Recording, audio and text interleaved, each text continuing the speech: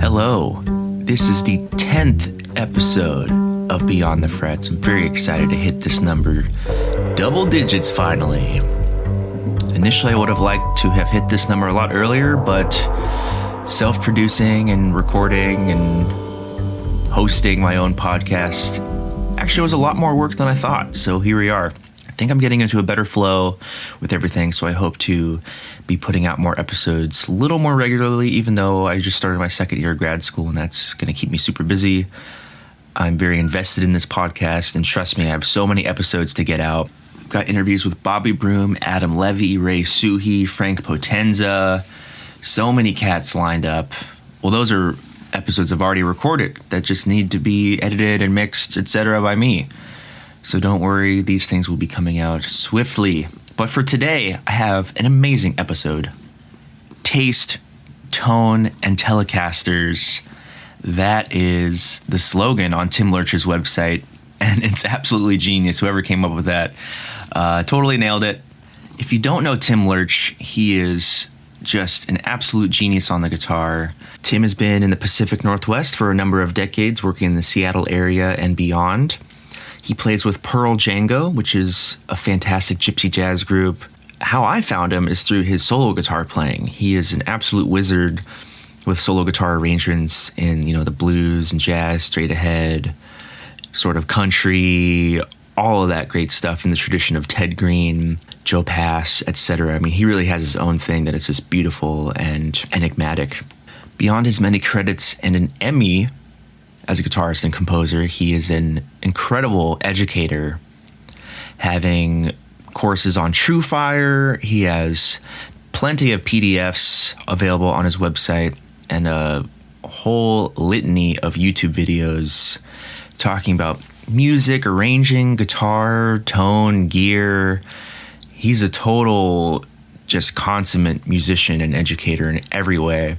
And one of the chillest people ever. He's so zen, and I mean that literally. He spent almost 10 years as a monk practicing meditation and teaching and just being literally a zen master, which is pretty awesome. I gotta be honest, I really, really connect with Tim on a deep level. I just love his vibe. He's such a gentle, caring musical person, and he also just really cares about this music a lot and the education of it, and moving it forward in the best way possible, and sticking to your guns as an artist, being true to yourself, etc. I really enjoy his sense of humor and his stories that he had to tell. This is one of my favorite conversations I've ever had in life. I truly mean that. So I want to get into it. I'd like to thank you for listening to this podcast and sharing it, liking, subscribing, rating, reviewing, etc. We want to get this out to new audiences and make sure that they hear these great conversations as well. Leave a review on Apple Podcasts. Drop us a line at beyondthefretspodcast@gmail.com, or find me on Instagram at beyondthefrets. Without further ado, sit back, grab an axe, and get abducted. This is Beyond the Frets.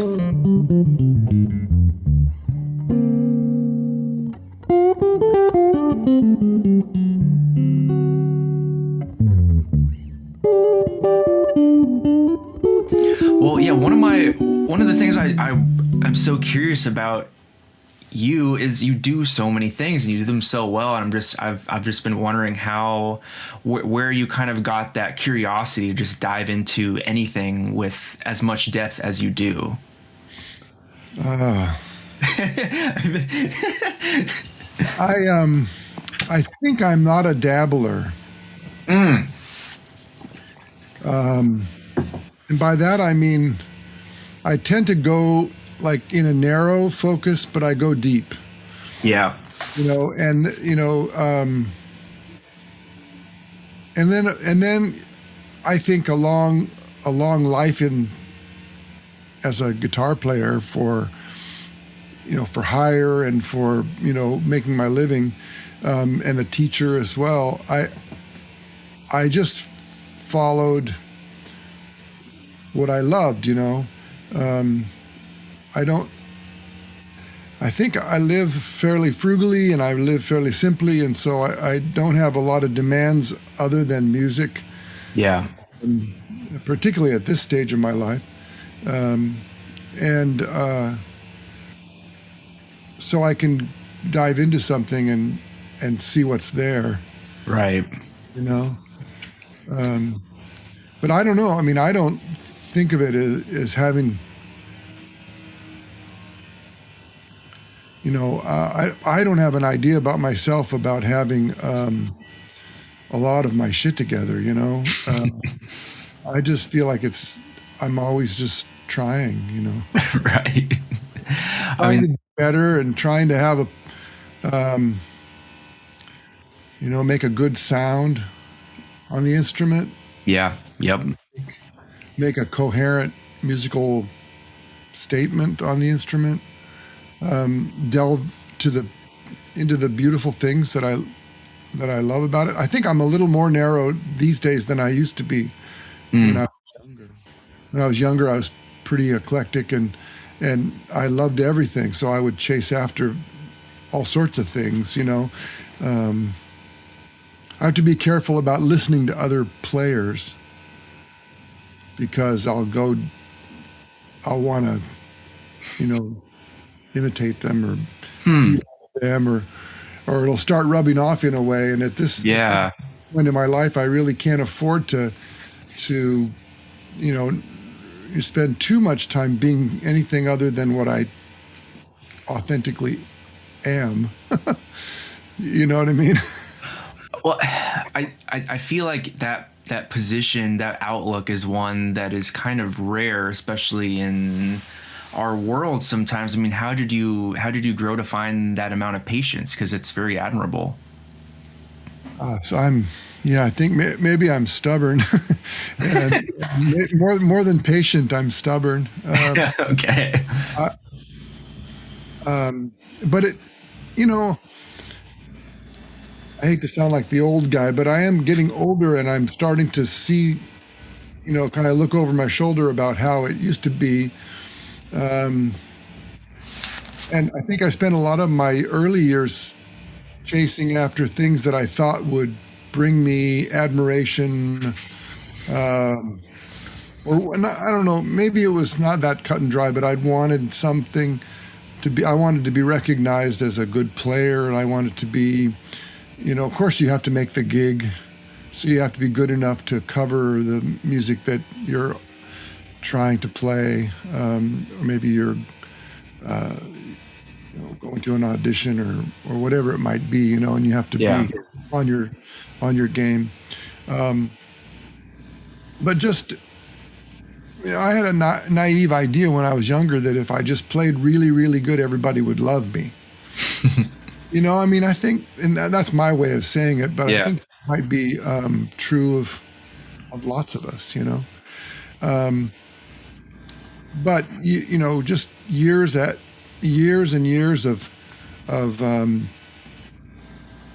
peeling away the artifice of it have kind of shown me in the last 20 years or so that the only thing I truly have to offer really is something that's true about me. I'm not a real good, if you need a guy to cop a lot of styles and cover a lot of solos from other people, and I'm probably not your guy, Yeah, right.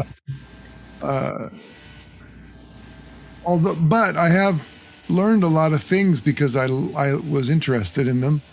And, the guitar is a fascinating thing, so it keeps me fascinated. But lately in my dotage, I'm interested in less about the eclectic style guy and more about really digging into and being able to represent or bring forth something that's authentic to what I really love. Maybe a little late in the day for me on that, because I had to make a living, and so I was scrambling. How is it for you? I mean, you're studying now, or are you? Yeah, I'm back in school getting my master's. Master's in what? Jazz studies. Oh, okay. Yeah. So does that seem like the track is, or the career path for that is to teach in an academic institution? Is that what's available? Well, that that's my reasoning for getting the degree, just for physically having it, because that, credential is kind of what you need at this point, which is fine.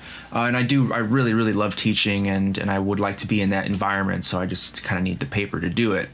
But for me, it was also just a matter of I had spent 5 years out of undergrad playing, touring, teaching, doing all that stuff that you do as a young professional guitarist.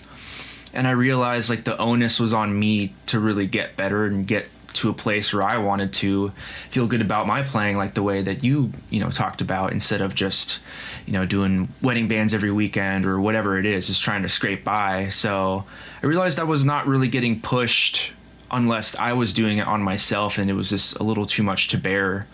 And I just thought taking a little break and going to school would be a good decision for me, and it's been fantastic. I love it. Love Has it. it been a good decision? Yeah, it's been amazing. I couldn't, I was very trepidatious. I was like, how, I don't want to leave my life, and blah blah blah. But well, and then COVID hit, so I was like, all right, this is a great time to go. Yeah. So you've been studying during COVID remotely or something? We're actually mostly in person because the program's pretty small. And we're taking plenty of precautions, and thankfully I think the school's done enough research that they haven't found any cases that have been transmitted through the classroom. So we're pretty confident that we're doing it the right way. And where are you? I'm in Bowling Green State University. It's like by Toledo. Oh, okay. Yeah, I was in Columbus the past 10 years, so it's still around. All right. And were you in Denver last year? I was. Yeah, that's right. Oh, and I have a memory of sitting and listening to you play and really enjoying. It's one of these weekends where there's, um, you know, uh, 25 or 30 really, really good players, I many of whom I know. love and know, and others who I might have known a little bit about. And it's for me, it's easy to get overwhelmed by that. But I remember sitting and finding a kind of quiet mindset in the lobby there of the place. And you were doing a set, and I found it quite beautiful. So I Oh didn't wow. yes to talk to you at the time, but I wanted you to know that was nice for me. I really appreciate that. Thank you. That was actually my first, guitar. I don't. What do they call it? What do they call it? Well, guitar festival, but more of like the Oh, show, yeah. yeah guitar show. Yeah, yeah. That was my first time with that, and I had a blast. But I know that someone like you has probably runs the gamut of them every year, right? You know, I'm not a real veteran. There aren't as many on the West Coast, and so I did a number of them up here in the Seattle area. I think I did three of them until COVID, and I did that one in Denver because I was friends with Peter, and Sure. Peter had done. I met him at a show up here, but no, I haven't. It was kind of a new thing for me. Okay. I didn't really know it was a thing. Where a guy could go and maybe get paid Right. to play other people's, instruments for them. You know, I'm a little bit of a late bloomer, I think. Well, to be honest with you, my nose has sort of been down. I do Yeah. my thing, I play my gigs, to the extent that I can, and I'm trying really hard to, find a way to play what I hear in my head, Yeah. Right. Right. and this so I didn't really realize that the guitar show was something that could be pursued until relatively recently. And the only reason I know is because somebody who has had a guitar show and they were having their first one up here sent me a note and said, "Hey, I heard you were a player and we need players and here's the deal and would you like to be involved?" And they were very kind to me. They let me have a workshop Wow. and hooked me up with different people. So yeah, I'm not a. I think there are friends of mine who do them quite regularly and frequently, but so like you, I'm a little new to the game. Hopefully we can see each other again in the future at one of those, or just at any time. It really is cool because I crisscross all over the place, and playing gigs all the time, and yet I'm almost always the only guitar player on a gig, except until recently. Since I joined Pearl Django, now I'm one of two, and so there is a little bit more guitar camaraderie available. But yeah, it's I maybe because I don't go out, I don't go to out much unless Yeah. I'm at a gig, and my scene here in the Northwest isn't really club oriented. It's we play mostly concerts and stuff. So the guitar show is really neat because I can introduce myself to somebody who I admire, or I can hear people playing or play with other people, and it really is really fun. Yeah, it's funny. As guitarists, I think there is such a sense of camaraderie. I mean, at some times there's obviously a lot of competition at a certain degree, depending on what scene you're in or whatever. But I think people like you and I share a kindred spirit with anyone that just loves the guitar and wants to play it at whatever level, because it's fun, no matter how good or bad you are. Bad. But we don't get to hang out with other guitarists all the time unless we really kind of go out of our way, because we're not usually going to be in a band that has more than one guitarist. So it was a great opportunity. It's great for that. I met people, on the internet and various social media things that are that bring me awareness of someone like yourself, or someone who I've admired from a distance for a long time, and realized, oh, I can just send them a note. Yeah.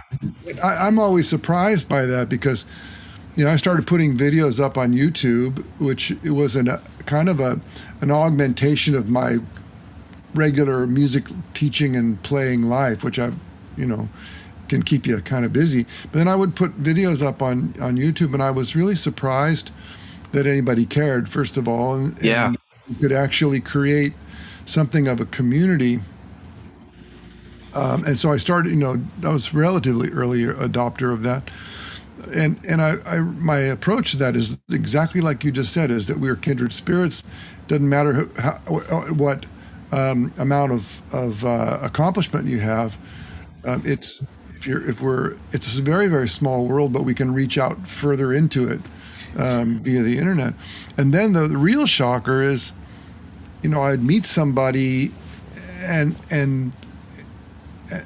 they would say, "Oh, I love your videos. It's great." Blah blah blah. Like, wait, Right. It's been really touching and quite flattering, but also kind of an awakening. It's like everybody's sort of like that. Everybody feels a little isolated and is open to sort of friendship and camaraderie and collegial kind of connections and things. And so, it's actually wonderful. Yeah, I mean, I met you through Facebook. I mean, it was years ago, and I distinctly remember it was like 2014 maybe, because I would have been like a junior or something in college, and I posted a video, I think Prelude to a Kiss or something, and you shared it and like said a nice note. I was just like, whoa, Tim Lerch shared my video and he said a nice thing. Like, yes, this is the best. I've just always been such an admirer of you, and that meant a lot. But that kind of, it's very cool how we can reach out in that way with social media. I also really maybe more recently, I'm not sure when it started to happen, but I'm aware of it more and more, of younger cats who are reaching out, or who become aware, and then seeing how a guy's goes to my website and and gets one of my transcriptions and or one of my arrangements and really learns it nicely and looks at the videos, and I'm always really kind of blown away by that, because it's like, man, that's hours worth of work. Right. Something that I just sort of conjured up, and it really is cool. I'm also really happy to reach out and connect with younger cats, because first of all, it makes me not feel like such an old geezer, and it also makes me realize that there's value in it, because I might have, God, if I'm lucky, I got 20 good years in me left, maybe 15 if my hands give out, but then I also realize that there's, some guy in Hong Kong who can just play about 25 of my arrangements better than I can. And that's really great. Well, one of the things that I think you know well is the relationship a mentor can have, and I know you had that in multiple guitar teachers, as well as maybe some on the band experience. So I kind of wonder how those experiences have influenced you into how you have become an educator and mentor for others. Wow. Well, I was fortunate to have really kind mentors and teachers. I went down to Los Angeles. Even before I went to Los Angeles, I was living I grew up in Northern California. Okay. Sacramento. I guess that's that's the northern part of Central California. I was really self-taught. There was a real vacuum for me. There wasn't a local guitar teacher really. There were, but they weren't into the thing that I was into. I suppose there were actually quite a couple of good ones, but I just didn't, and partly my personality, I was a real do-it-yourself kind of person. I was a horrible student. I really have never been a good student. Wow. I like learning, but I don't like regimentation. Sure. And I call it swimming in it. Right. I don't like the lane. I like floating around and diving down and play, but I don't like having to stay in a lane. But when I found out that Ted Green, who I really admired, was available. Turns out that somebody in Sacramento who was on the scene with me gave me Ted's phone number, so I just called him on the phone, and he picked up. Which is what I understand from later is it wasn't common for him to pick up. And I called him in the evening, and I guess he was not teaching at that moment, and maybe he thought a woman was going to call him or something. Picked up, and it was a kid from Sacramento. Anyway, we talked on the phone and had a lovely conversation. He was kind to me, and I was in awe of him, of course. And then we had lessons in the mail for about a year. Wow. He was really lousy at that, meaning that I'd send him a question and a check for $5, which is like, can you believe it? And he would then send me back some pages and a handwritten note. Huh. And of course, it would take him about 3 months to get around to doing it because he couldn't think of whatever. But it was always really wonderful because he was a wonderful cat. I really had a feeling of admiration and affection for him. And then I would go occasionally because LA was only about 5 hours south.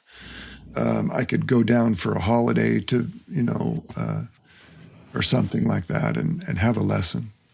And then I finally in 83, this was around 81, 82, 83, I moved down there to go to GIT. Okay. I was in the class of 84 at GIT. And so then I could go and see Ted.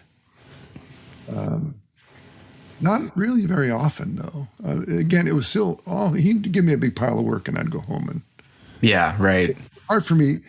And I was a kid. I was young and really poor and not very sophisticated. And he lived in the Valley and I lived in Hollywood. So it would take me all day to get there, Wow. But, and then I'd show up, an hour and a half early and I'd have to kill, you know what I mean? It was right. It was hard.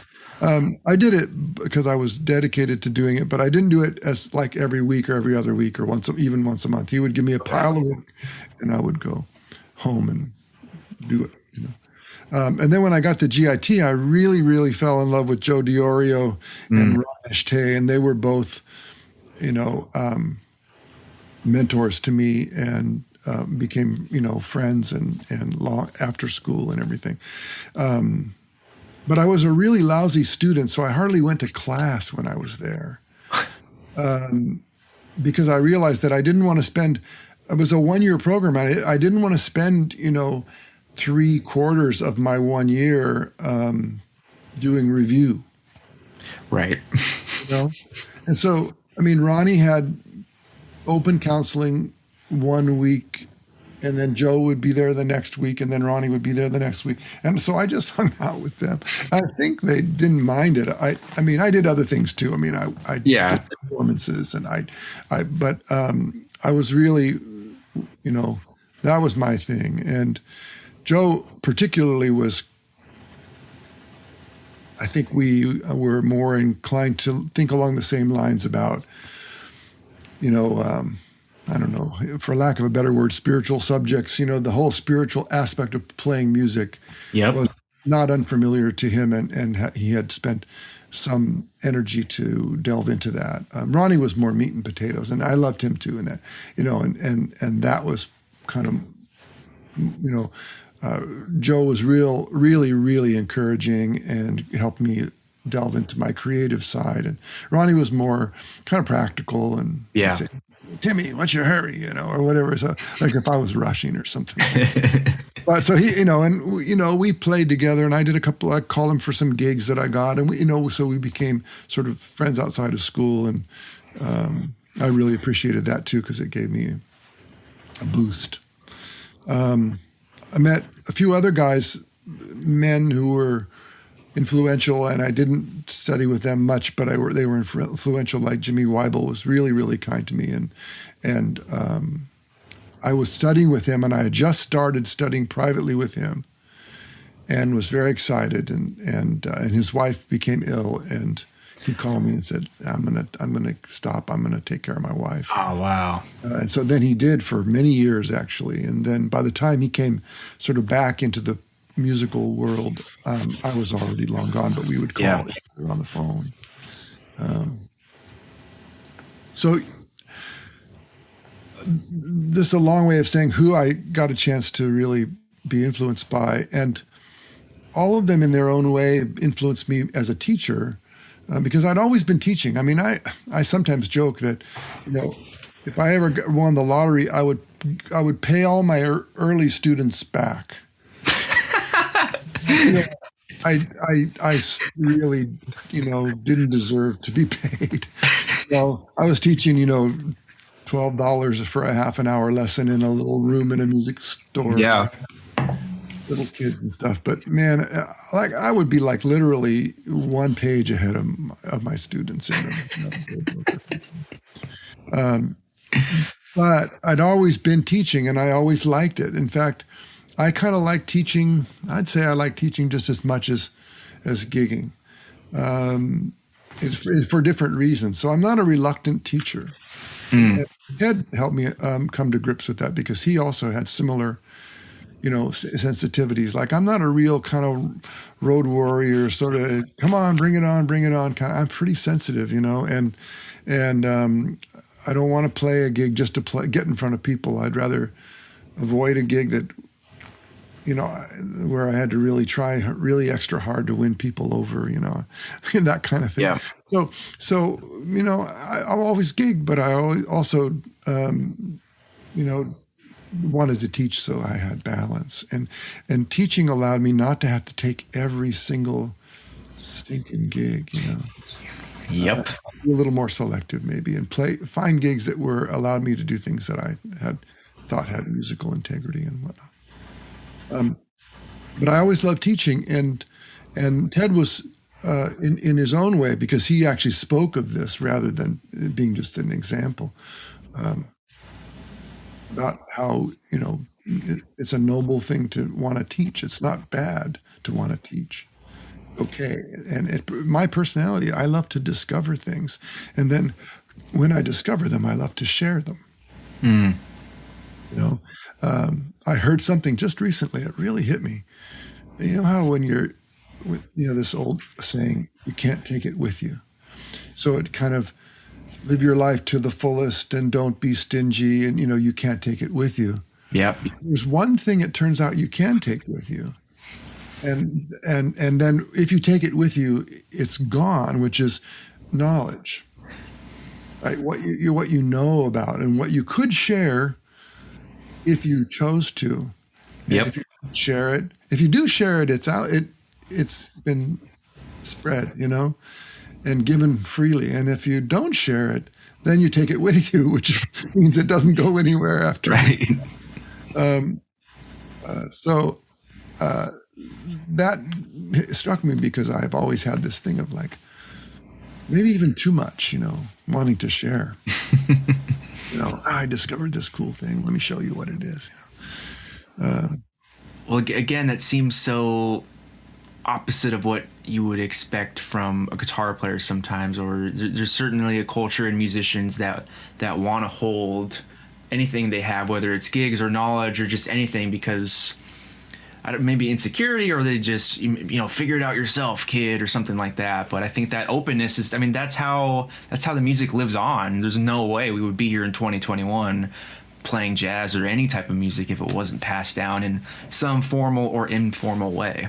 Although I do believe, though, Zach, that figure it out for yourself can be a very compassionate instruction. Sure. So. Yeah. Because I had to do a lot of that myself, and in some ways, I really believe that I'm self-taught, even though I've had the opportunity to spend periods of time with encouraging mentors who had tons of knowledge that they could and did share. I think we're all, in some ways, we're all self-taught.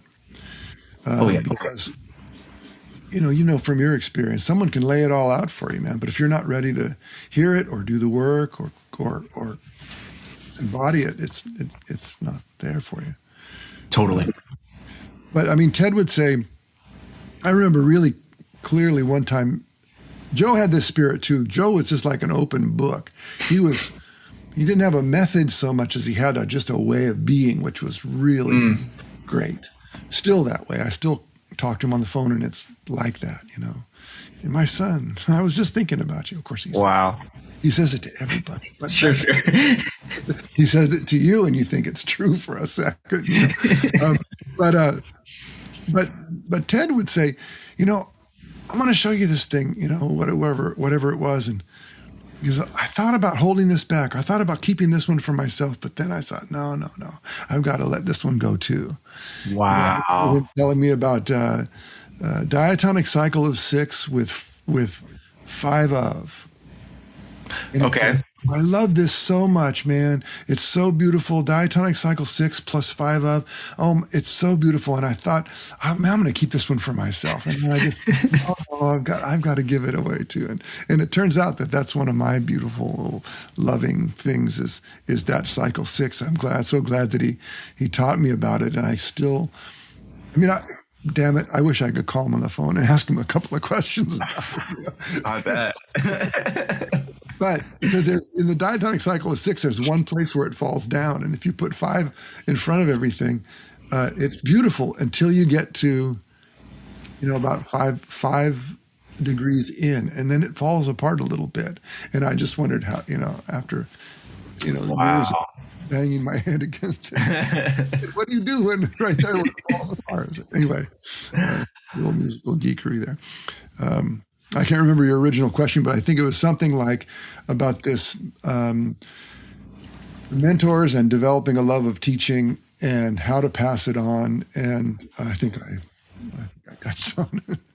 Yeah, no, absolutely. That was fantastic. And I think one thing that sticks out to me, which I think is important, is you had equal experience with a pragmatic teacher that's like, here's what you're going to do every week, or whatever the case is, and then also the side where we're talking about spirituality, we're talking about how music can affect you, and just being open. I think having both of those is pretty important as both a student and a teacher. I agree. I think I came up with this. I'm touching my guitar because I feel more comfortable when I have it in my lap. There was a conversation on one of these forums about how to teach music and whether to teach it strictly this way or that way, or, it's kind of one of these things, and there's a couple of people who are sort of famous for saying that, you got to do it this way and there's no other way to do it. And it's just black and white, Wow. And that's okay. I don't disparage that because I think for some people that can be very helpful. Clearly, the people who espouse that is the way they learned and benefited from them. These people aren't hacks or slouches, But it dawned on me that my perspective on it is I'm not teaching music. I'm teaching a person, and the subject matter may be music, but it's also a lot of things connected to that because people play music. Music doesn't exist without a person to play it. So we need to understand that if we're teaching, we're not teaching some subject. We're actually teaching a person how to deal with the subject. Wow. And then you open up a kind of Pandora's box, like how does this person view themselves? How do they view their learning process? How open are they to learning? How hard do they want to work? Those are things that need to be discovered before any kind of method is devised. Absolutely. And method needs to keep all of those things in mind, or you just won't. You will only teach a certain very, very slender selection of folks who fit into the structure that you want, So I'm not a one way guy. I feel like my job is to connect with the student and help them find their way, and give them information if they are needing it or are ready for it, and give them guidance about how to work with the stuff that I've given them, but also encourage them to realize that the only person that's going to get it is them. Mm-hmm. And it's not me. They don't have to please me. They don't have to prove anything to me. Yeah. They have to find it and work it themselves so they can own it. You know what I mean? So that's something I think I learned from all of those people in their own way of expressing that to me. Wow. I can't get over we're teaching people, we're not teaching music. I love that. I'm going to keep that forever. That is, I love that so much. It's so true, because I'm in the depths of grad school, and the jazz area is amazing, and they're all very in tune with that, both sides of teaching and how it's important. But there's a certain classes I have to take on the other side of the spectrum that you have a whole book of like analyzing music, and there's not one word about emotion or like why, just it completely negates the other aspect of music that like it wouldn't exist without us as humans, having emotions and just playing it. Yeah. Hold on. That shouldn't be ringing. That's okay. I have this theory that, particularly in academic realms, but always everywhere, you teach what is teachable. All the rest of the stuff you either dance around or you point to or you hint at or you get by osmosis or you give by osmosis, you give by example. But the problem is what's teachable isn't the whole picture. Right. And what's teachable is formula and those types of things, which I think need to be understood to the extent that they're necessary for what a student wants to do with it, right? If you're going to play in a blues band and your whole deal is to be a weekend warrior and just have a great time on the weekends playing, trying to be the best Stevie Ray Vaughan you can be or whatever, then, you probably don't need a lot of you need some, but you probably don't need a whole lot of what to do with how to harmonize a harmonic major scale or whatever, and then, because you're just not going to use that. You maybe not need to learn how to sight read really, really well because you may not, that may not be part of the realm that you're aspiring to be in. So all of those things, the teachable things, certainly they're teachable, but whether they're representative of what's necessary to use, and then how we as students grapple with what then do we do with this information, which is really the important thing, you know. Of We could course. talk all day long about whether you need to know the formulas or whether you could live without the formulas or whether you need to know how to read or whether you could live without learning how to read. But that completely misses the point, which is when you play, what happens? Yep. You know, what kind of mind are you keeping when you play? What kind of a heart are you keeping? Why Yep. are you playing? What is your goal in playing the notes that you're playing or whatever, you know? There's so much more there that is relatively not very teachable. Sure. You know, we can point to it and we can encourage people, and I think that it's very refreshing when we bring it up, Yep. you know, to the student who's struggling with, you know, who's playing this thing? Exactly. Not just what do you play when, it's who's playing, I think is a very, very important question, you know. My teacher in undergrad, Stan Smith, he's a wizard. He would always, we'd be, playing in combos, and after a certain point, he'd be like, "Stop letting the music on the sheet play you. You have to play the music. Like, stop worrying about that. It's so easy to get lost in the process and the granular elements, especially in school, no less." But even, I tell my students from day one, I ask them the same questions, like, why do you play music? What do you love about this? And especially when it comes to improvising, I try to, and I'm learning this myself, I'm trying to just figure out what improvising is to me, regardless of any genre or idiom, because it's, you start thinking about improvising and that means, or I'm going to swing, I'm going to tackle chord changes, like all these things. But, improvising is completely aside from any genre or idiomatic, tool or method. You have to learn how to just be comfortable improvising in your life, in music, in life, and then apply it to a genre. Then you're good. Yeah, yeah. Our lives are improvisational, and you said something that really nails it. Is that it doesn't. If you are a real improviser, you will enter into the realm of the music and the sound, and you will be accommodated. You'll connect, and so the idiomatic genre stuff really is only a barrier if you're attached to it.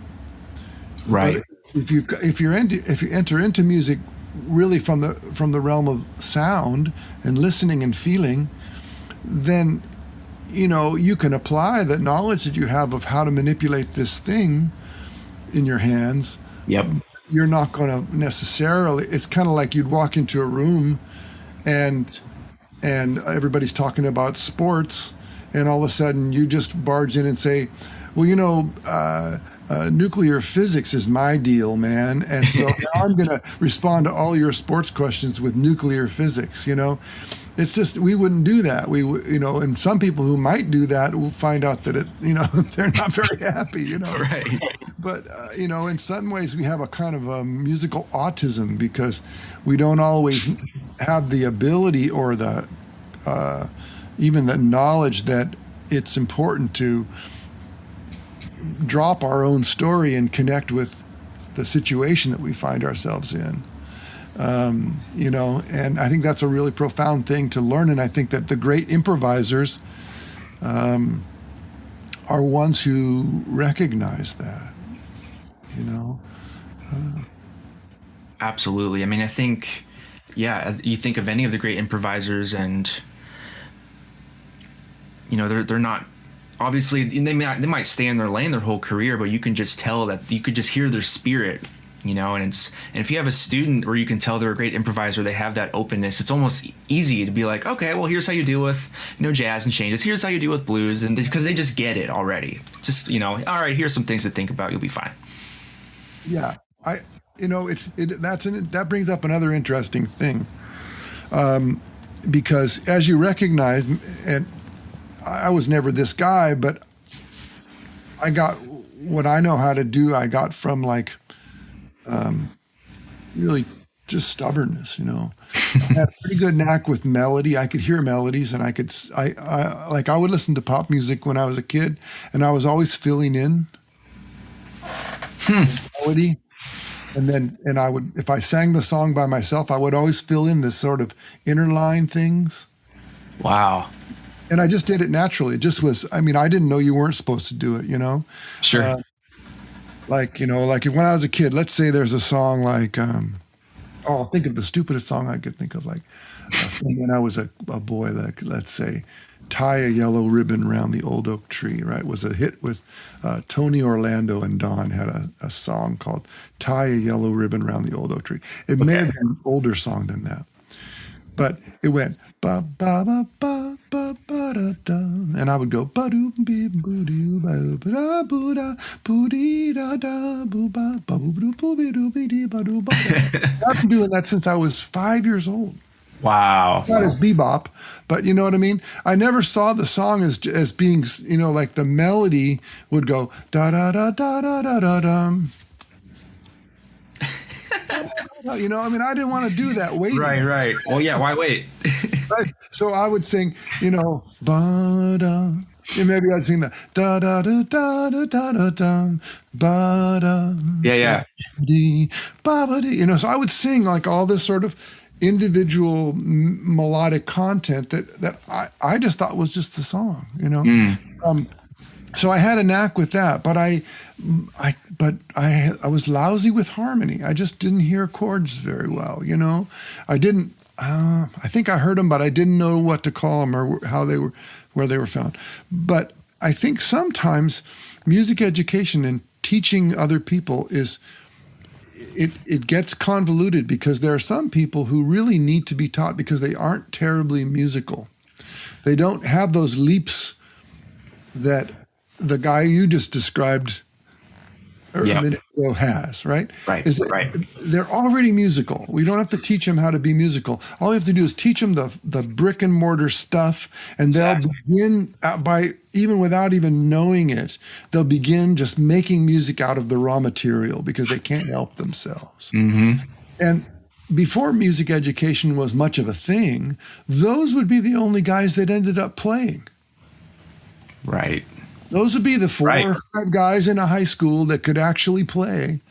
And now we've got this idea that everybody can be, a musician if they just know enough about what to do. Mm.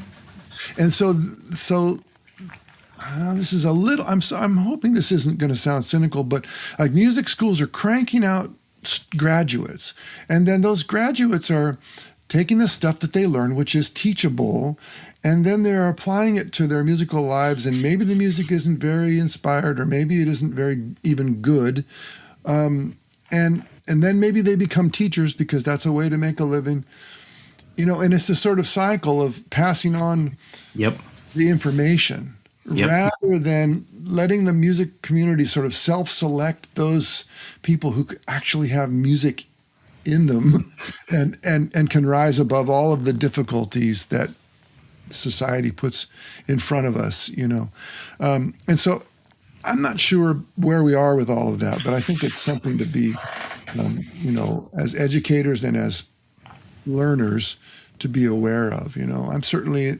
aware of it, how it's been for me, how it is for some of my close students. Anyway. No, I think that's a fabulous point. I don't think it's too cynical. It's just a reality. I mean, you could live your whole life and go through school all the way up to a doctorate, and then you become the head of a program. That's not, to me, that's not how it should be done. But the system kind of forces it, because it's easier to be in school because then you can just defer your loans, and you can't pay for your loans when you're a full-time musician. Yeah, it's one thing. It's hard enough to pay for your loans if you're a doctor. Sure. Yeah, for sure. And the notion that you can go through 4 or more years of academia at $40,000 a year a pop, and then get out and actually have a career doing something with the skills that you learned, which isn't teaching. I mean, exactly. Yep. No bands on the road. There's no nothing, Yep. So I didn't go that way. I mean, I went that way a little bit. I think I spent $3,000 to go to GIT. But you know, I don't know. It's hard for me to know. I think as musicians, creative musicians particularly, we have to resign ourselves and become skillful at living kind of low to the ground in terms of our economics. Yeah. Maybe we're fortunate. Maybe we have a few opportunities that can be parlayed into something, and maybe we can make a little money and learn what to do with that, income if we are smart with it or whatever. But that unfortunately isn't the case either. So we have these ups and downs, or maybe a lot of downs and maybe a few ups, or maybe a sort of a steady kind of low level scraping by. We got to be comfortable with that. That's just all there is to it. Yep. Well, I mean, I think anyone in our position, we just have to do it, because what else are we going to do? Yeah, that's There's it. No way. Let's hope that's how it. I mean, that's maybe the great equalizer, is that the folks that stay with it longer than a few,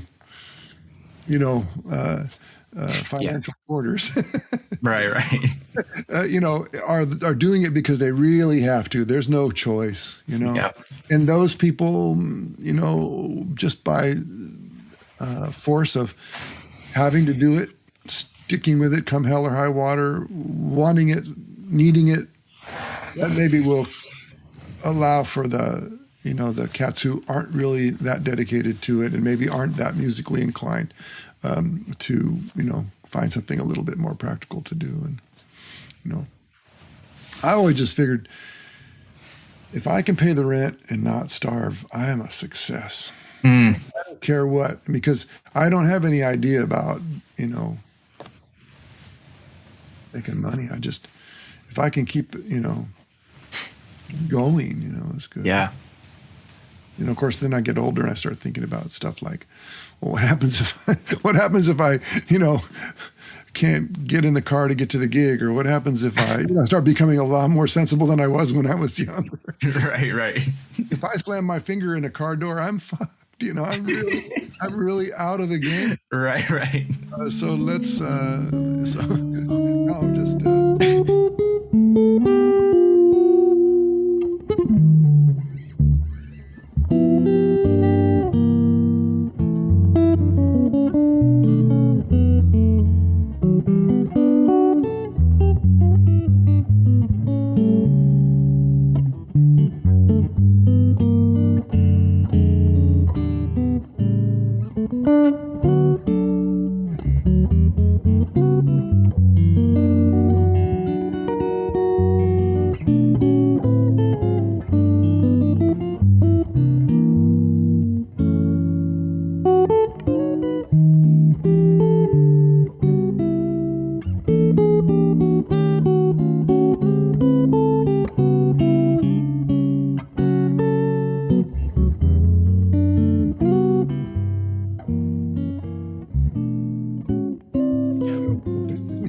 Well, I think one thing to your credit, I mean, you said you were an early adopter of teaching online, and you've built just an amazing community and so many different platforms where you teach and have your stuff out there. So, I mean, it's clear I don't know whether it was by design from the beginning, but you've certainly, set yourself up to have a great platform for that, which is, I just wanted to share. I felt like I had something that the world would be happy to experience, so I wanted to share. And then I realized, somebody said, I wish I could come to West Seattle and take a lesson, but I can't because of something. And this was in about 2009, and I had heard about Skype, and I said, well, we can try this. And, of course, in those days, you had to turn it on and off 5 times in an hour. And, the connection was bad. And, it was really bad, Wow. And it was up. And, and I would end up like recording. I did what Ted did for me. I just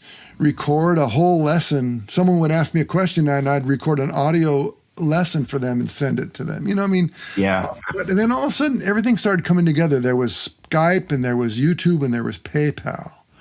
And so suddenly I could do what I'm doing now, sit in front of my computer and see guys from all over the place, all over the world. I'm, so fortunate Still do. I mean, I teach still 3 days a week. I have about 15 students a week on a given week. Yeah. In addition to all of the other stuff, because I really like, first of all, a lot of these students I've had for years. Wow. And they, not always weekly, but every other week seems to be a good thing, or once a month. And I'm really watching some cats, really learn how to play. And I think I'm devoted to them. I want to stay with them until they're ready to, move on. But,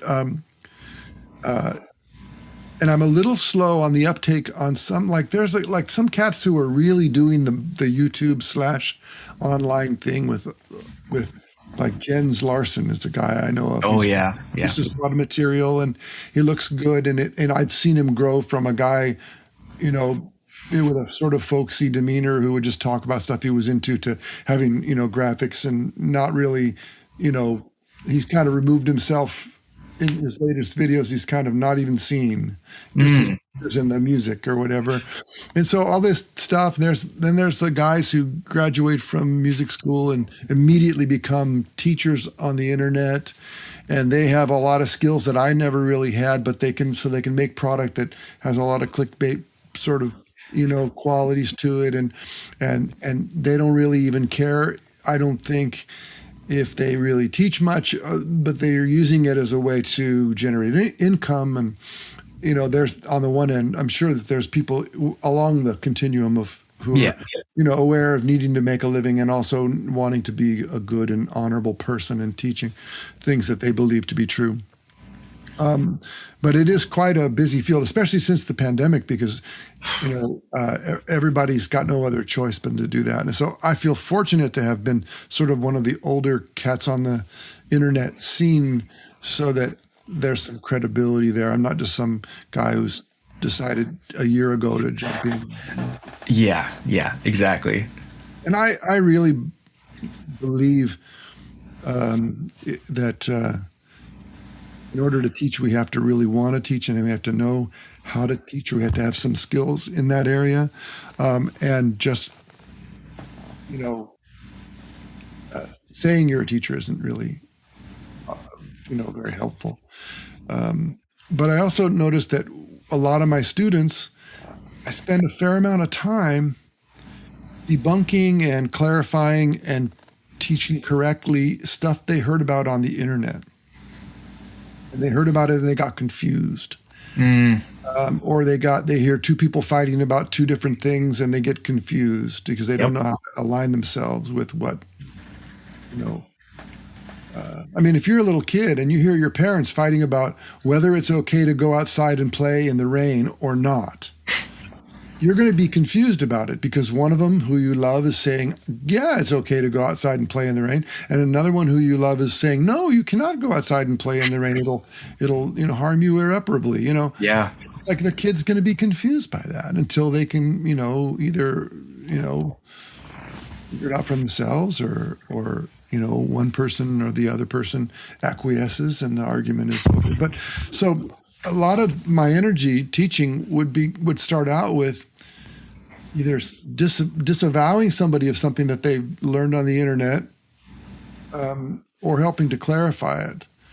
And it's remarkable. It's astounding how much, really sort of crazy talk there is. I know. On YouTube about music and how to play it and all. And by a lot of people who are very well-meaning, but maybe are just sort of confused themselves. I don't know. Yeah. Well, I think just like, any part of society, it has to get polarized on the internet for people to find it or keep their attention, right? There has to be some strong, intense position, regardless of whether it's based in fact, because that's how you get people to stay on your video. Yeah, I know. We hear about that also in politics. We hear, Exactly. I'm going to go into politics now, but I'm going to make one observation that sort of aligns with the internet, is that there is no centrist in politics anymore. It's a gone thing. Yep. And you have to align yourself with one extreme or the other because of the polarization principle, I made a video the other day that has gotten really, actually quite surprisingly, a lot of views and a lot of response, which I'm very happy about. And I'm not sure what what to attribute it to. But I made a video called The Last Word on Modes and Scales. And maybe the title, I was playing around with this idea, right? That I was going to somehow settle it all for everybody. But mostly what I did was I said, well, you might need, if you need to learn modes and scales, then do. If you don't need to learn them, then don't. But regardless, you need to make music. But regardless whether you learned them academically, the formula is not music. If you have learned all of this theory about scales and modes and whatnot, please take the next step to make music with it that you actually believe in and hear and feel. And if you haven't learned them, then you got to deal with that also. Sure.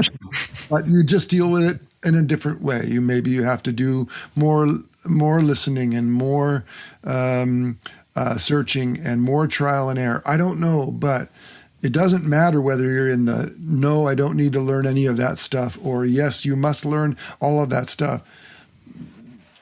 It doesn't matter which side or where along the continuum you are. Right. Ultimately, you have to learn how to make music. A formula isn't the music, but the lack of a formula isn't music either. We all have experienced the guy who has a mighty holy idea about how intuitive he is, about how well he can play just by ear, and see where that can fall down very quickly as well. So, you can get sabotaged by what you know, and you can get sabotaged by what you don't know. That's really not the issue. The issue is, let's get to where the music is. We live in a world of sound. We don't live in a world of formula and information, Exactly. That's my take. And oddly, though, that's a centrist kind of view in some ways. Because, and it's also sort of funny when I read the comments on a video like that, who aligns themselves with one view or the other, neither of which I... Right. Exactly. It's all really funny. But I feel like there's room for that. And maybe there's a time, we're in an era where it might be helpful and necessary to have a conversation that doesn't start with, a polarizing perspective. I absolutely agree. Yeah, right. Because, you get told, well, there's all these different scales and you have to play, for this chord, you're going to play maybe this scale or whatever. And like, I think I've been noticing with my students lately that I'm trying to switch. I lost you. Oh, you lost me? Am I back? I lost you for about a minute. You're back now. Yeah. Okay, awesome. I was just saying that I'm trying to flip that switch with my students because it's, again, like you mentioned earlier, that the things that are taught are easily teachable. So it's easy to teach, well, you're going to play a Dorian scale for a D minor 7 and, whatever. That's easy to teach. But I'm trying to find ways to flip that switch where it's like, why are we thinking about 7 notes for one chord when we can think about 3 or 4 notes, which are the chord tones, which are going to be, there's a hierarchy that makes more sense than just a whole scale. We don't have to get into the nitty gritty, but I like thinking about how to flip that switch, I'm happy to hear you say that because, first of all, I'm really wary of the phrase start on. Now, if you think about that, as soon as I hear somebody say start on, I think, okay, they drank the Kool-Aid. That is hilarious. Right. So that we have to dispose of, right? And my way of doing it is I teach about all of this stuff via harmony rather than scales. And of course, you can't ignore the scale. Right. But I look at it as, for instance, a scale is a parent of a development of harmony, and then rather than saying the obvious next thing is, well, when you have the harmony that's created by the scale, you use the scale to explore melodic possibilities. Now, that's not bad. It's not wrong. It certainly isn't untrue, but it sets the player up for thinking of harmony and melody as separate and scales as a unique thing as opposed to chords. So because I'm harmonically oriented and because harmony was the thing that challenged me the most, melody was never a problem for me.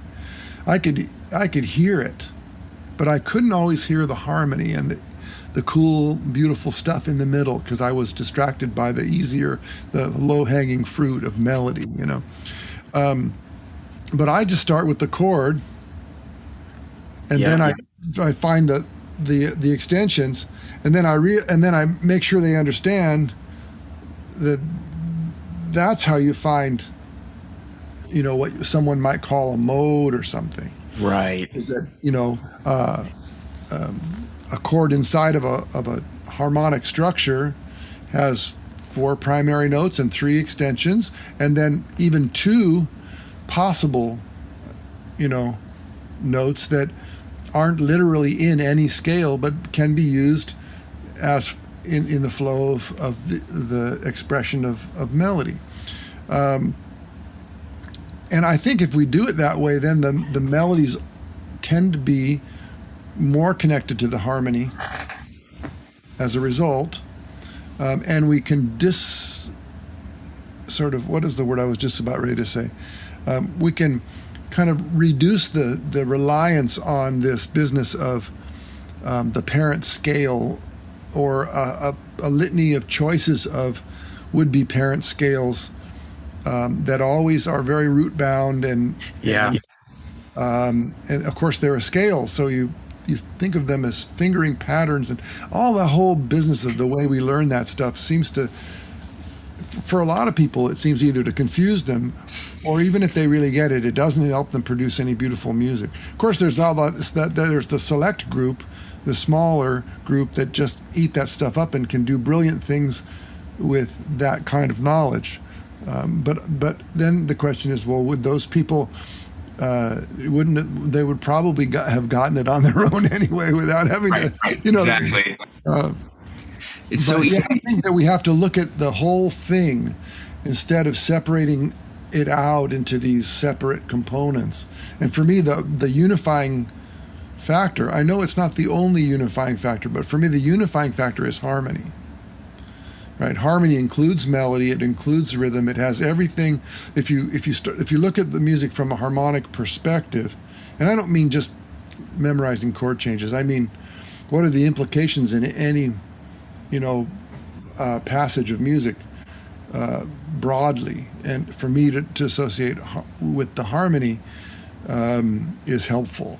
You know, it's so easy to separate all those musical elements, and I love that you brought that up because, you know, I'm going to spend 15 minutes on arpeggios, 15 minutes on scales, 15 minutes on voicing. It's like they're all part of the same bag, and it's really important to realize that, you know. Those false separations never help us. Yeah. And expedience at first. I mean, but there's even a guitar that is sold it has been being sold since 1952 by a big company, a large, famous company, and it's got a switch up here, and on the switch it says rhythm and treble. And if you were a guitar player in my era, and someone said, "Hey, you play guitar?" and you say, "Yeah," they say, "What kind, rhythm or lead?" Right. And I think that guitar players like us still, in some ways, believe that bullshit. You know, it's untrue, and no other instrument really believes that. But we, because we're sort of, you know, we come up in a garage instead of a you know, a band room, you know, like a school or whatever. We adopt a lot of silly stuff, and one of the silly things is that rhythm is one thing and lead is another, and you know, you're either one or the other, or you're doing one thing or the other. Right. And I just never wanted to believe that, and I, you know, still don't. I try to convince as many people as will listen that they don't need to believe that, and that they're better off if they don't. It's just fallacious. It's like, yeah, like I'm playing a solo, so I'm not playing any rhythm anymore. There's just no rhythms happening. Like, what are you talking about? Right, right. I mean, even yeah, I mean, even just the reality that every melody has rhythm, every improvisation Yeah. has rhythm, and the better the more clear the rhythm is, the better the improvisation is likely to be. You know, Right. or the more reflective of the harmony the melody is, the probably the better melody it's going to be. You know, because it's never separate. And you know, we learn our lessons along the way. You know, when I was a youngster and I learned about harmony finally after struggling with Ted, you know, taught me these mechanisms and I discovered a lot on my own and whatnot. Oh my God. I look back on some of the arrangements that I created when I was, you know, younger and and it's just like chords everywhere, you know, and it's like, chord, chord, chord, chord, chord. I mean, I put in Right. more chords than there were melody notes most of the time. And you know, it was definitely I had to kind of go overboard with it until I discovered that going overboard isn't always very good sounding. Right. You mentioned when you were 5, you were singing melodies, and you were already aware to some degree that there were other parts that were happening. It wasn't just the melody happens and then nothing, right? And that leads me to believe that type of, you know, connection with the music led you very naturally to solo guitar. And I kind of just want to hear how you came to that world, because it's a very unique world, and I love your approach on it. It's masterful, and I just love it. Well, thanks for asking that. I've maybe told a little bit about this before on other things, but I seemed like it was always for me what I wanted. Before I played jazz guitar. I was interested in blues. I'd play, you know, like my big heroes was Lightnin' Hopkins and Mance Lisco and those kind of Texas guys. You know, I loved.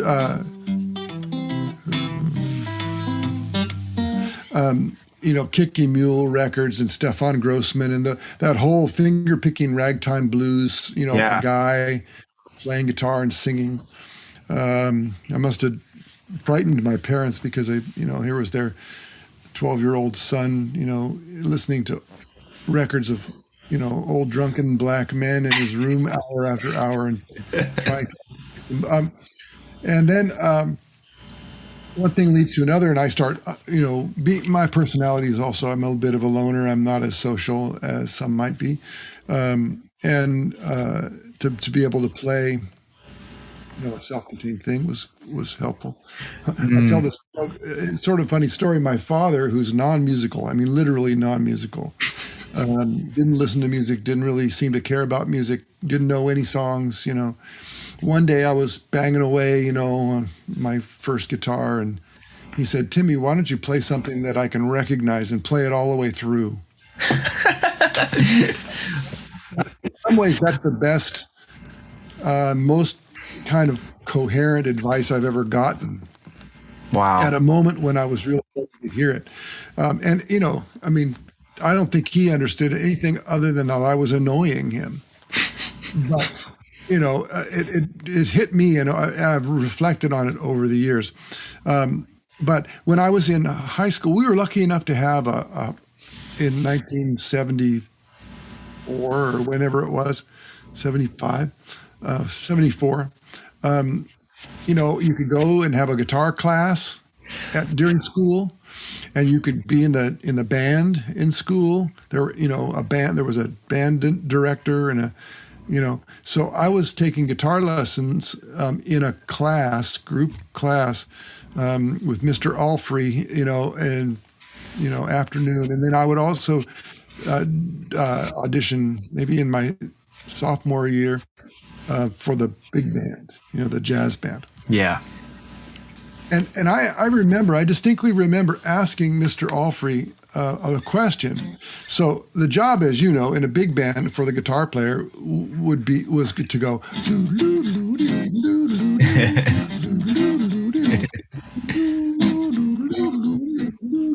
right, just the strumming, right? And I said to him, "Well, why can't I go, you know,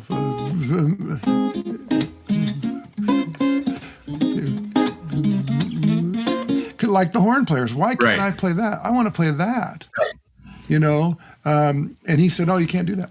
It's like, no, it's not possible. I mean, I didn't play that example for him. I said, I want to play like the horn section plays. And I want to play the melody and the rhythm and the chords and everything together. And he kind of said, well, it's not possible. Or maybe he said, well, you learn classical guitar or something like that, And I just never gave up on the idea that I could play a whole song all the way through with all the parts. And I heard them in my head. I would fantasize about it. And then I heard someone like Joe Pass, probably the first.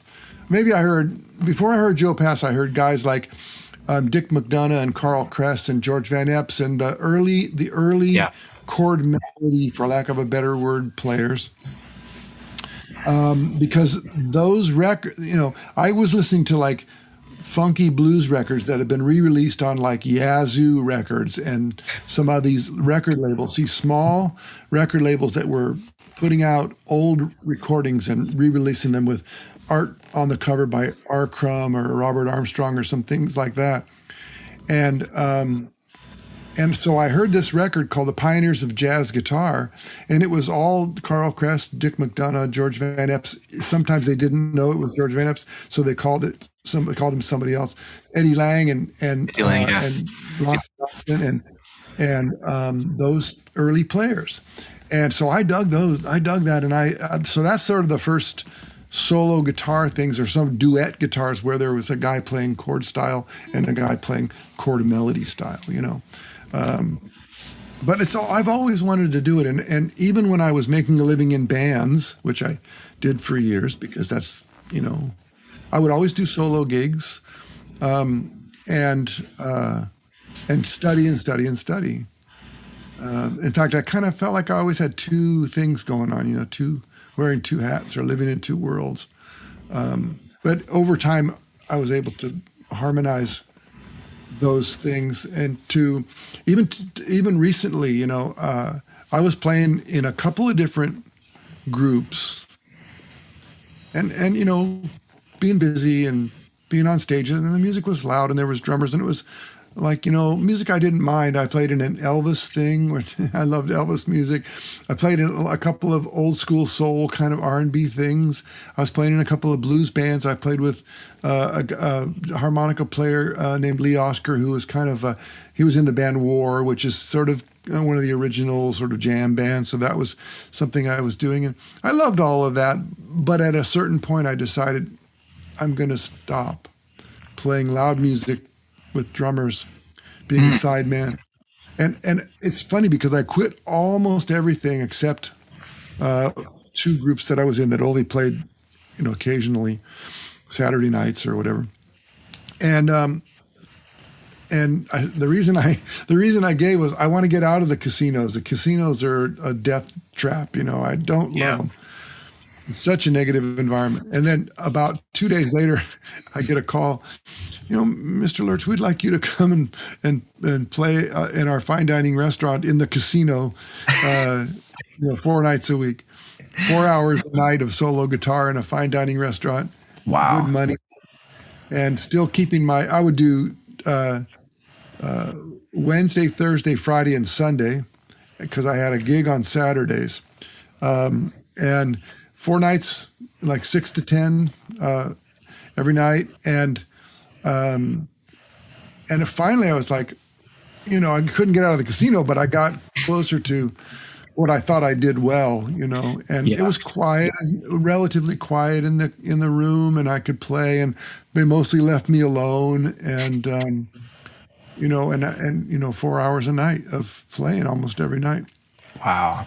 That kind of coalesced something for me because I'd always loved solo guitar and played it, I think, in a way that was interesting, and I would develop my own style. But to have a steady like that, I mean, it just, by the time I was ready to have a steady, when I was good enough to get a steady, there weren't any more, So to get a steady like that was very nice and helped me a lot. And that was only, I don't know, what was it?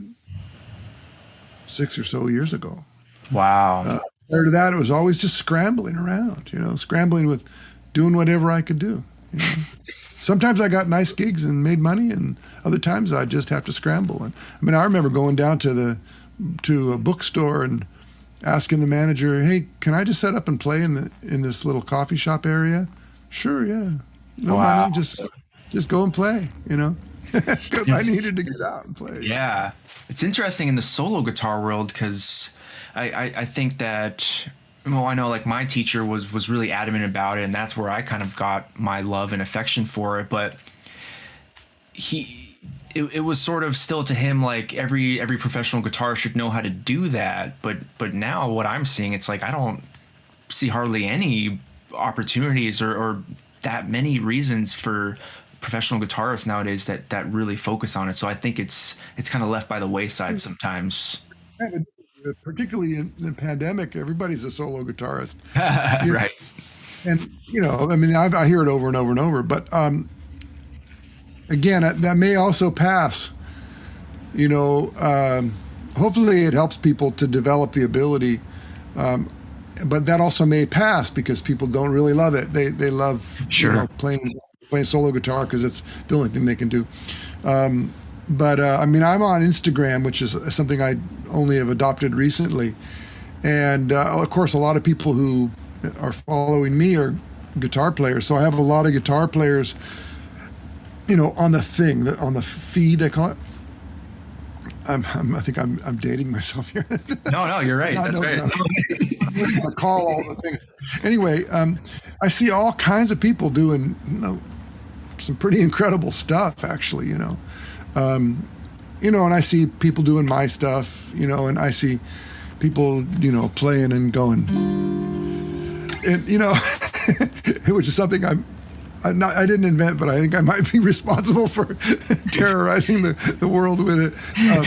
But I certainly didn't come up with it, but I certainly am maybe one of the people that's can be blamed for the dissemination of it as a thing. But anyway, it's very interesting, and almost everybody's playing by themselves, whether they're going or they're playing some sort of neo soul thing or neo soul. That's a whole other thing.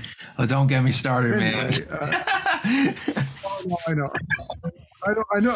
I won't, because the last thing I want to do is knock anybody for what they love, and clearly a lot of people love doing all those hammer-ons on minor seventh chords, and it's great. But I'd rather hear that than something else that isn't as interesting. So sure. But solo guitar for me, and polyphonic music in general, and counterpoint and voice leading and all of those things really, really move me. And so it's a mixed bag, because listening to somebody who's sitting with a guitar in their lap may not satisfy those things for me, because there's a lot of people who are playing guitar alone, but they aren't really playing it very interestingly or at a very developed level that is satisfying for my ears, and that's okay, because I'd rather hear someone try to do it than not try to do it at all. But it's such a stunted, in some ways it's kind of stunted.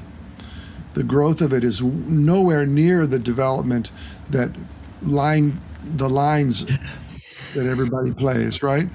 Trio style, or the kind of ability to play a pianistic approach where you're playing good melodies, solid improvised melodies, and then being able to grab harmonic information underneath it, integrated with it, and all of that kind of thing.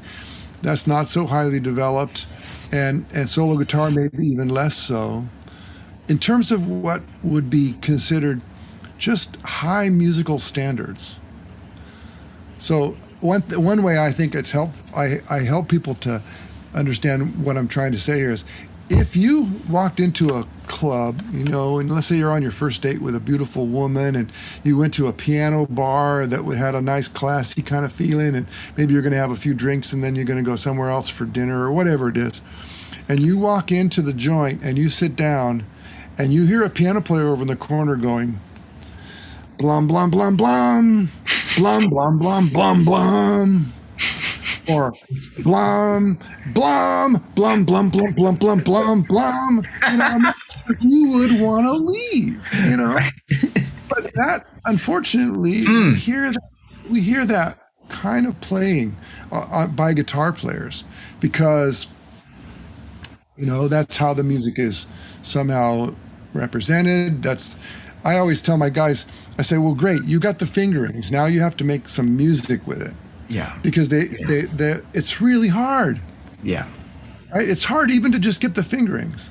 Yeah. But then to go beyond that and to get it to a level where it's actually musical is really kind of rare. Totally. And that's the thing that drives me. I don't know how often I accomplish it, but at least I intend to make beautiful music happen when I'm playing the guitar, instead of just lumping chords underneath the melody and playing the whole thing kind of, with a kind of rough hewn sort of thing. I'm just, and so the solo guitar, although it's not lacking in people trying to do it, I think it's one of those things that is compelling.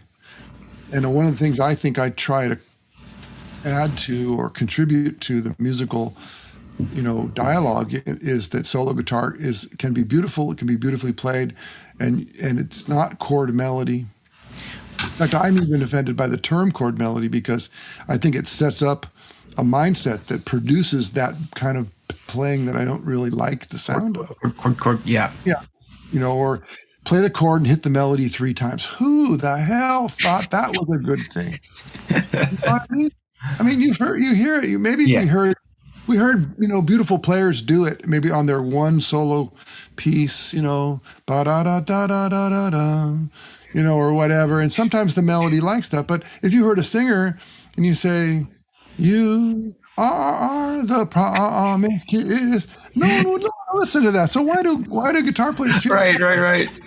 3 times on the top of a chord? Anyway, I'm gonna stop now. But the positive thing is, I'm not just going to complain. I'm not just going to complain about it. I want to say the positive thing is we have so many beautiful things. We have a polyphonic instrument where notes can move against sustained notes, where we have incredible ability to have dynamics and control those dynamics. We have a relatively good harmonic palette, and if you have some special techniques, like lately I've been really working on this harmonic technique of raising notes inside of a chord individually to create inversions.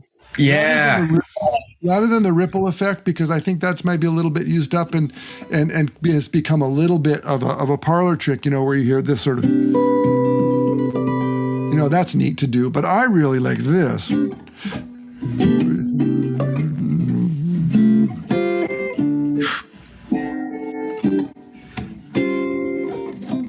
That to me sounds exciting, because usually you'd have to go like that to do that. Right. One little harmonic or 2 little harmonics inside of a well-known voicing, and all of a sudden I got half steps and things mingling in there like Bill Evans and my favorite piano players do all the time. So it's almost endless if we're creative and we're willing. And there are cats. I mean, we don't want to focus on the cats who aren't doing it. We have cats who are really doing it. You can do it. Steve Herbermann's beautiful. I mean, he's beautiful. And they're all different guys. There are guys like Jake and Taylor who are kind of doing more like pop music with a beat, and that doesn't really appeal to me. But they're killing at that. Yep, totally. And it certainly isn't the only thing they can do, but they're choosing to do that because that's what the public likes them to do in their capacities, but there's beautiful players, man. There are beautiful players. And Antoine Boyer. Oh, insane. Just insane. It's insane. And Pasquale Grasso. These cats, they all seem to, they're not doing the same thing. Not a lot of guys are doing what I'm doing because I think I'm kind of like a California weirdo. I mean, I really think that I am. But I'm also the child of a California weirdo. I mean, in terms of my musical lineage, there's something about that. But, I just love the telly and the beautiful chimey sounds and the sort of organish feeling and low tuned and all that kind of stuff. And not a lot of guys are exploring that. But in the conventional jazz guitar realm, there are some beautiful, beautiful players. I wish I could just say all their names just to have their names be said. Beautiful players. And so that means that,